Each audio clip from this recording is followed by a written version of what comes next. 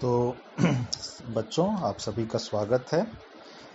आज हम लोग प्रयोग विधि experiment as a tool of collection data पढ़ रहे हैं। उसका दूसरा क्लास है। पहले क्लास में हम लोगों ने एक्सपेरिमेंट को एक विधि के रूप में उसकी क्या रूपरेखा है, क्या विशेषता है, क्या स्वरूप है, इसको समझा।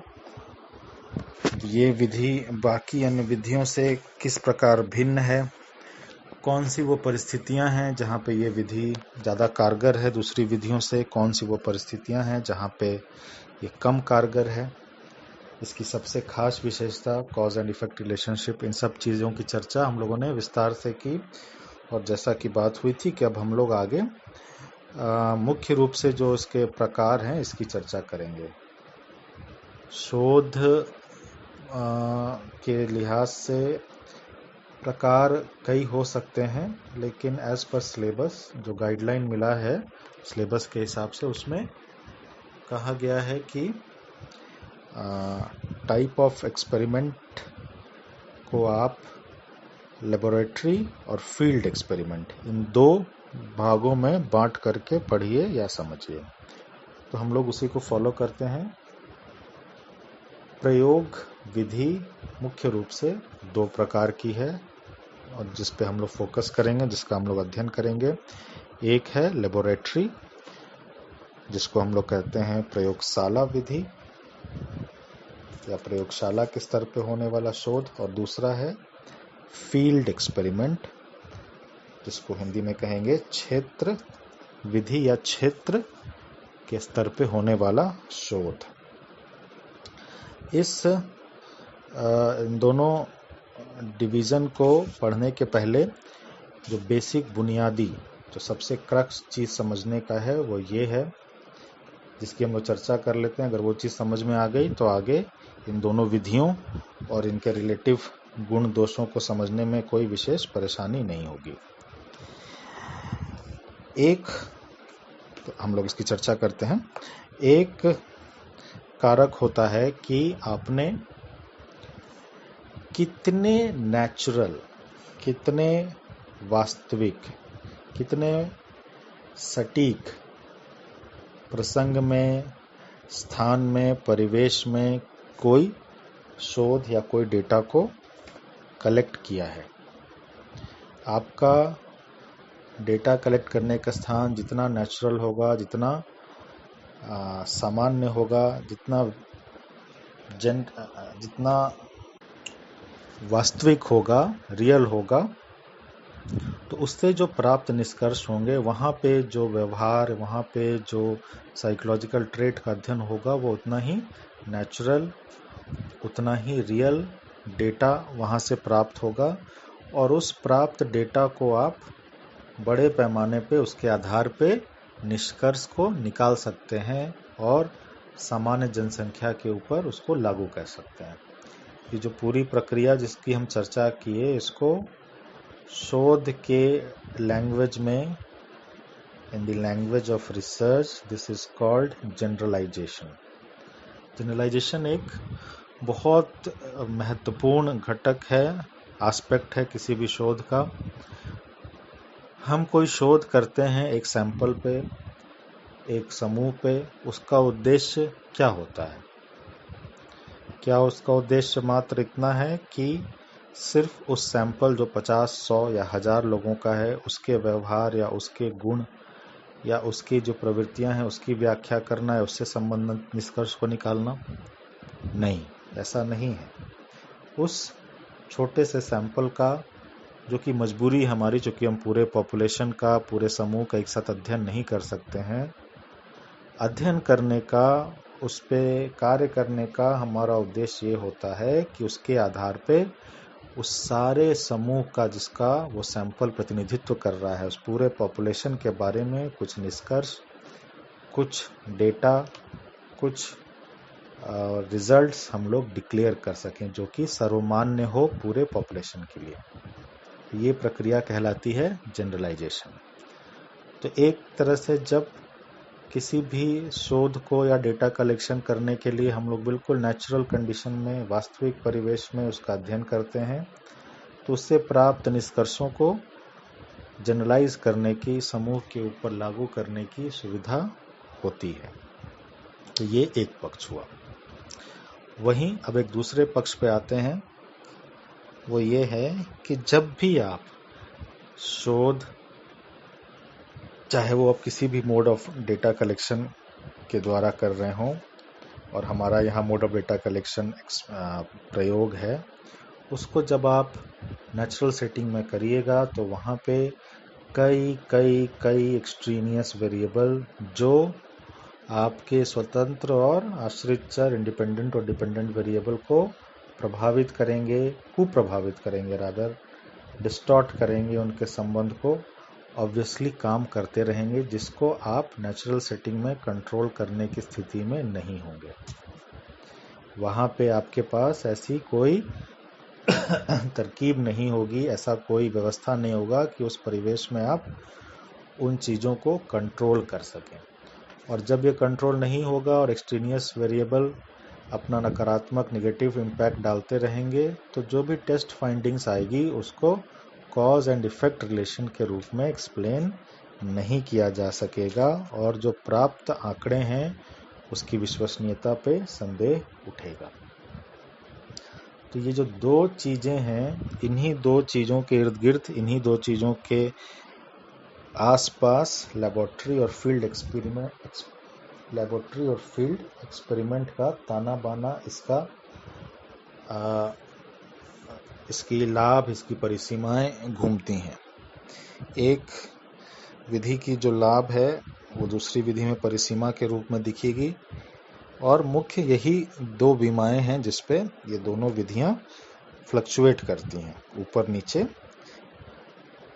मूव करती हैं। किसी एक पलड़े पे, एक पलड़े को लेके किसी एक विधि का मजबूत आधार है, वहीं दूसरे पलड़े को लेकर किसी दूसरी विधि का मजबूत आधार है। तो हम लोग एज पर इस डिस्कशन के बुनियाद पे ही आगे बढ़ते हैं, और आगे थोड़ा सा लेबोरेटरी कंडीशन में जो प्रयोग किया जाता है डेटा कलेक्शन के लिए, उसकी चर्चा करते हैं। तो जैसा कि नाम से ही स्पष्ट है, प्रयोगशाला शोध एक वैसे कंडीशन में होता है जो नियंत्रित होता है, जो लैब की शक्ल का होता है।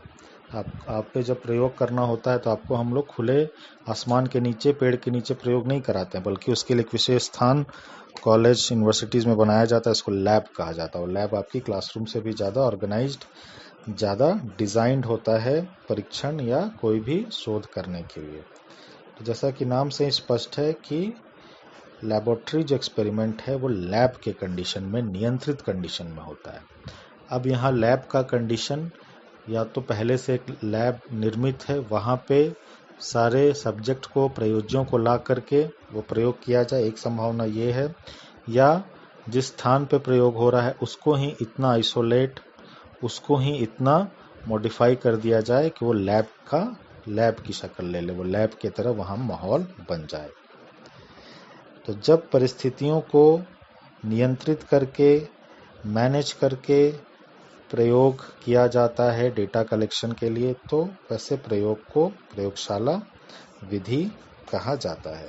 एक परिभाषा पे अगर हम लोग गौर करें तो वो इस तरह से होगी: प्रयोगशाला प्रयोग वह है जिसमें शोधकर्ता वैसी परिस्थिति उत्पन्न करता है जैसा कि अध्ययन करना चाहता है, और उस परिस्थिति में वह कुछ चरों को नियंत्रित करता है तथा कुछ अन्य चरों में जोड़ तोड़ करता है।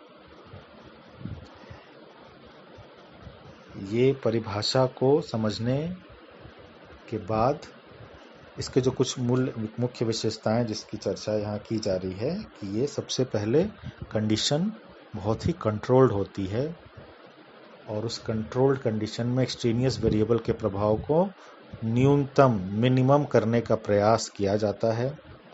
और वैसे कंडीशन में जो इंडिपेंडेंट वेरिएबल है, जिसका मैनिपुलेशन, जिसके मात्रा या स्वरूप में बदलाव करना शोधकर्ता चाहता है, वो बड़े कंट्रोल से, बड़े आराम से उसको सहूलियत होती है वैसे माहौल में उस मैनिपुलेशन को करने की। साथ ही साथ उस मैनिपुलेशन के फलस्वरूप डिपेंडेंट वेरिएबल पे जो प्रभाव उत्पन्न हो रहा है उसकी भी रिकॉर्डिंग की उसको बहुत सहूलियत होती है। आप ऐसे ही एक उदाहरण से समझो कि आप एक क्लास में कुछ अध्ययन करना चाह रहे हो और वो क्लास बिल्कुल शांत हो, लेबोरेटरी लाइक कंडीशन हो, वहाँ का टेम्परेचर, वहाँ का शोरगुल, वहाँ सब नियंत्रित हो, लाइटिंग बहुत प्रॉपर हो और जो एक आदर्श व्यवस्था होनी चाहिए शोध के लिए वो हो, तो वहाँ पे शोध करना आसान होगा बनिस्बत कि आप भरे बाजार में हल्ले गुल्ले के बीच, तमाम अड़चनों, लोगों के डिस्टर्बेंस के बीच कोई शोध करना चाहें। तो लेबोरेटरी कंडीशन में ये फायदा होता है कि यहाँ पे एक्सट्रेनियस वेरिएबल को मैक्सिमम कंट्रोल करने की सहूलियत होती है। साथ ही साथ इंडिपेंडेंट वेरिएबल में मैनिपुलेशन का कमांड शोधकर्ता को होता है। साथ ही साथ डिपेंडेंट वेरिएबल में उस के कारण जो प्रभाव उत्पन्न हो रहा है उसकी रिकॉर्डिंग की भी बहुत सहूलियत शोधकर्ता को होती है। ये तीन मुख्य विशेषताएं प्रयोगात्मक शोध के साथ जुड़ी हुई हैं। अब एक एग्जाम्पल लेते हैं। कल ही हम लोगों ने एग्जाम्पल में पिछले लेक्चर में जो डिस्कस किया था कि कोविड-19 को लेकर के एक इंजेक्शन कोई कंपनी बनाने का प्रयास करी। अब उस इंजेक्शन का वो ट्रायल लेना चाह रही है मनुष्यों के ऊपर। तो इसके लिए वो कंपनी शोध करेगी तो उसमें एक हम लोग एग्जांपल लेते हैं कि वो 2 ग्रुप लेती है। पहला ग्रुप एक्सपेरिमेंटल ग्रुप है, दूसरा ग्रुप कंट्रोल ग्रुप है और दोनों ही ग्रुप में बिल्कुल एक समान मैच्ड इंडिविजुअल्स होंगे सैंपल के रूप में, बिल्कुल एक जैसा दोनों ग्रुप होगा। किसी भी ढंग से अगर ऊपर नीचे कम से कम हो ऐसा प्रयास शोधकर्ता करेगा। उसके बाद जो कंट्रोल ग्रुप है उसमें वो इंजेक्शन को नहीं देगी वहाँ जो लोग हैं। वहीं जो हमारा एक्सपेरिमेंटल ग्रुप है उसमें सारे व्यक्तियों को वो इंजेक्शन दिया जाएगा और उसके बाद कुछ समय के बाद दोनों ही ग्रुप्स के बीमारी के सिम्टम में जो अंतर आया है उसको रिकॉर्ड किया जाएगा और उस दोनों ही ग्रुप के जो आंकड़े हैं उसका सांख्यिकी विश्लेषण करके ये निष्कर्ष निकालने का प्रयास किया जाएगा कि वो इंजेक्शन वास्तव में काम कर रहा है या नहीं। अब जो इस तरह का जो शोध करना है या इस तरह से जो डेटा को कलेक्ट करना है ये आपको, चूंकि इतना सेंसिटिव मामला है, पूरी दुनिया की निगाह इस पे है, दुनिया त्राही कर रही है, तो ये आपको बहुत ही प्लान्ड, स्ट्रक्चर्ड, बहुत ही सोफिस्टिकेटेड और अच्छे कंट्रोल्ड वातावरण में लैब सेटिंग में ही करना होगा। आप ऐसे राह चलते किसी समुंदर के किनारे लोगों को उठा करके ट्रायल नहीं कर सकते।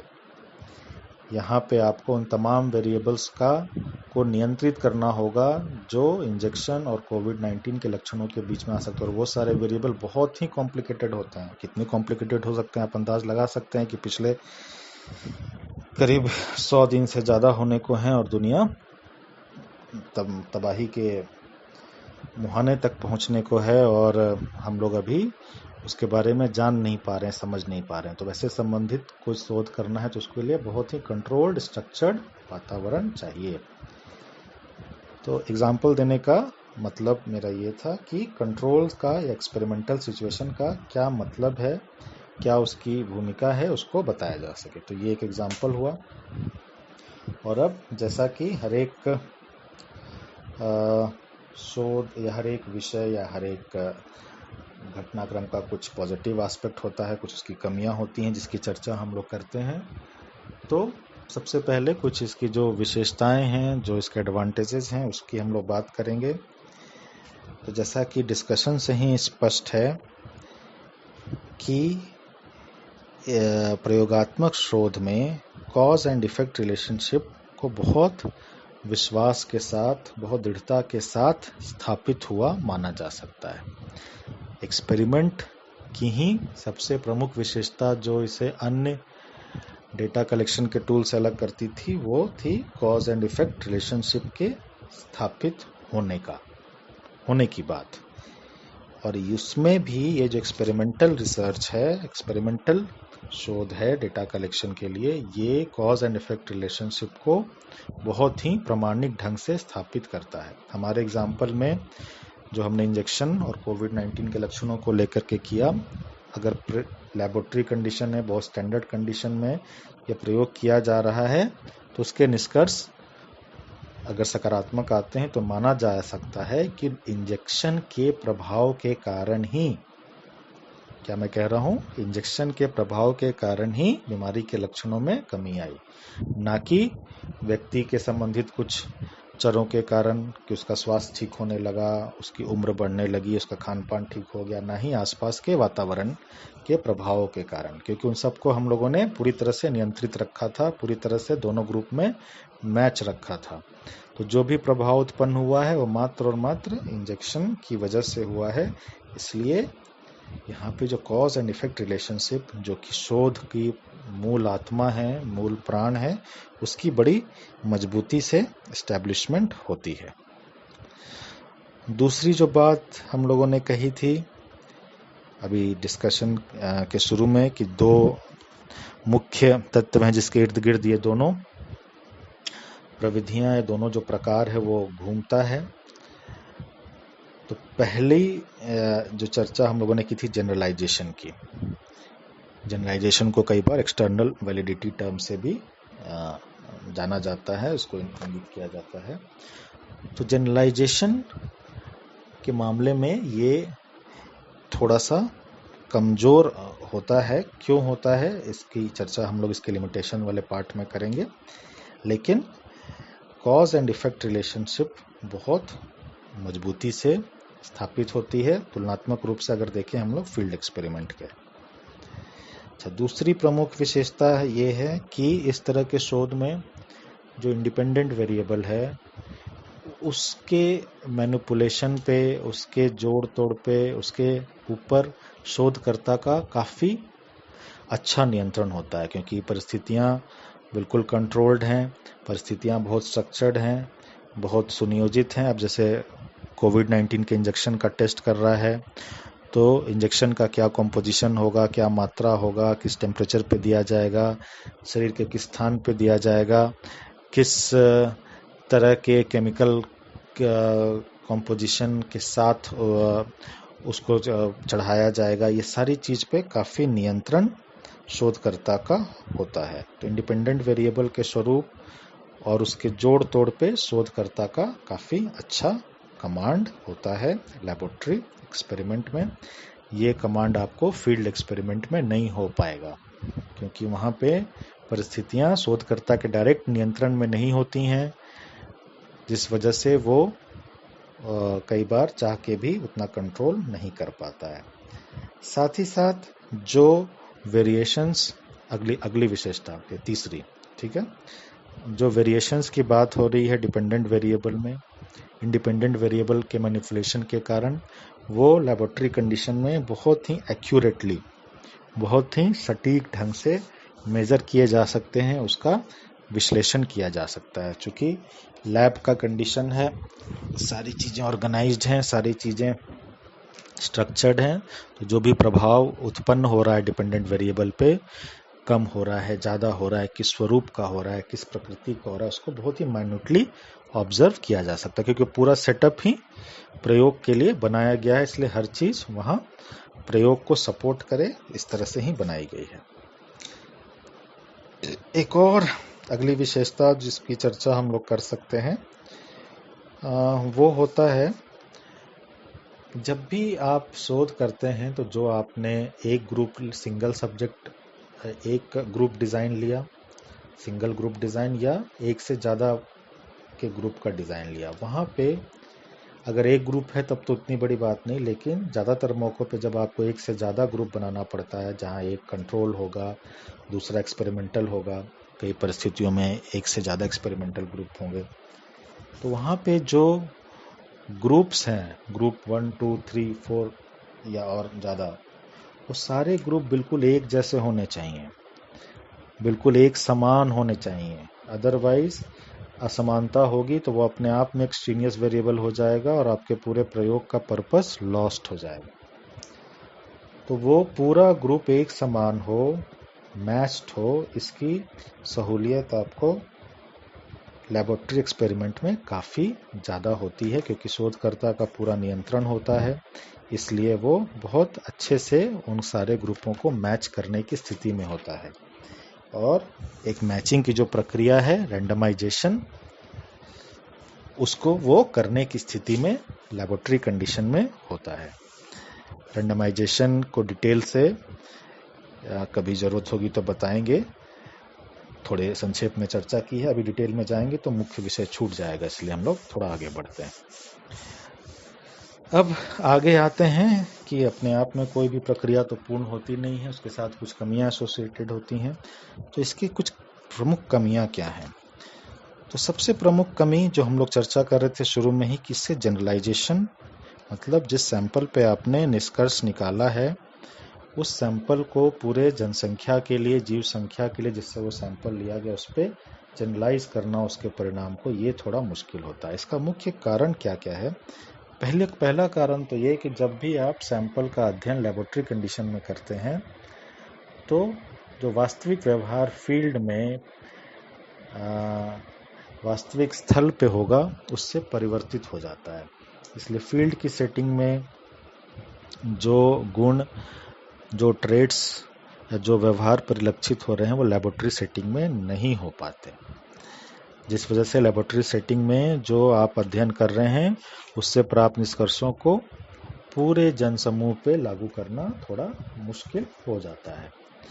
साथ ही साथ लैब के कंडीशन में जब भी हम लोग प्रयोग करते हैं तो वहाँ पे सैंपल साइज छोटा होगा। ऑब्वियसली कोविड-19 के लिए हमको इंजेक्शन बनाना है तो हम 1000, 2000, 10,000 आदमी, 10,000 तो बहुत ज़्यादा हो गए, 1000, 2000, 5000 लोग पे हम प्रयोग कर सकते हैं, ना कि आज के डेट में 50 से 55 लाख का जो आंकड़ा संक्रमित है वो सब पे किया जा सकता है। तो जब सैंपल साइज बहुत छोटा हो जाता है, क्योंकि खर्च होता है उसमें, बहुत महंगी ये प्रक्रिया होती है, तो फिर उससे प्राप्त निष्कर्षों को जनरलाइज नहीं किया जा सकता है। वहीं फील्ड एक्सपेरिमेंट में चूंकि शोध वास्तविक परिस्थिति में ही, वास्तविक फील्ड में ही होता है, इसलिए वहाँ सैंपल साइज बड़ा होता है, साथ ही साथ व्यवहार अपने वास्तविक स्वरूप में प्रकट होता है, इसलिए उससे प्राप्त आंकड़ों का जनरलाइजेशन ज़्यादा हो पाता है।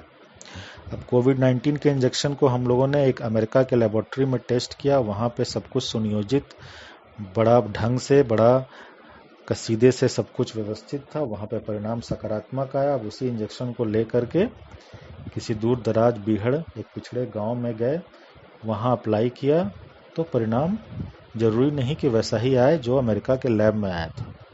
अमेरिका का लैब एयर कंडीशन था, 100% सैनिटाइज था, जर्म फ्री था, बहुत प्रिसाइसली मॉनिटरिंग वहाँ की हर एक एक्टिविटीज़ की हो रही थी, बहुत और दूसरी चीज़ें जो मेडिकल साइंस के हिसाब से नियंत्रित होनी चाहिए, सब कुछ चीज़ें नियंत्रित थी। यहाँ पे वैसा नहीं है, तो परिणाम नहीं आ सकता है वैसा जैसा कि अमेरिका के लैब में आया। तो इस वजह से जो जनरलाइजेशन की समस्या है वो फील्ड एक्सपेरिमेंट से प्राप्त आंकड़ों में होती है। दूसरी कमी पे हम लोग आते हैं कि बहुत सारे ऐसे व्यवहार हैं जो कि लेबोरेटरी सेटिंग में जिनका अध्ययन किया ही नहीं जा सकता, वो एक लैब के कंडीशन में अध्ययन के दायरे से बाहर होते हैं। चलो एग्जाम्पल से इसको समझते हैं।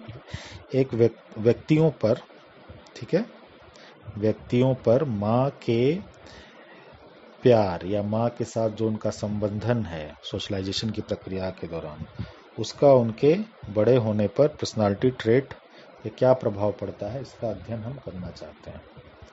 तो अब इस अध्ययन को करने के लिए लैब कंडीशन में इसकी गुंजाइश नहीं है कि लैब कंडीशन में, लेबोरेटरी में लाके एक बच्चा जन्म ले और जन्म से लेके बड़े होने तक माँ उसी लैब कंडीशन में उसके साथ व्यवहार करे, प्यार का या दुत्कार का, और सारी घटनाक्रम उस लैब में हो, ऐसा संभव नहीं हो पाएगा।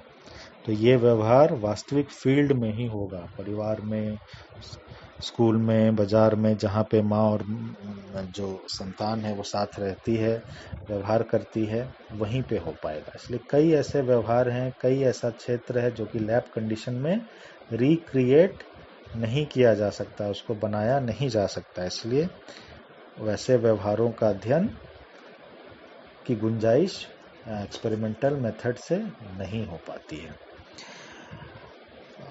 तीसरी जो बात यह है कि जैसे ही लैब कंडीशन, स्ट्रिक्ट नॉर्म्स की स्थापना की जाती है, मूल जो व्यवहार है उसका स्वरूप विकृत हो जाता है, वो कृत्रिम हो जाता है, वो स्वाभाविक नहीं रह जाता। और जब स्वाभाविकता उसकी खत्म हो जाती है तो फिर जो उससे प्राप्त निष्कर्ष होंगे वो गड़बड़ होना शुरू हो जाते हैं।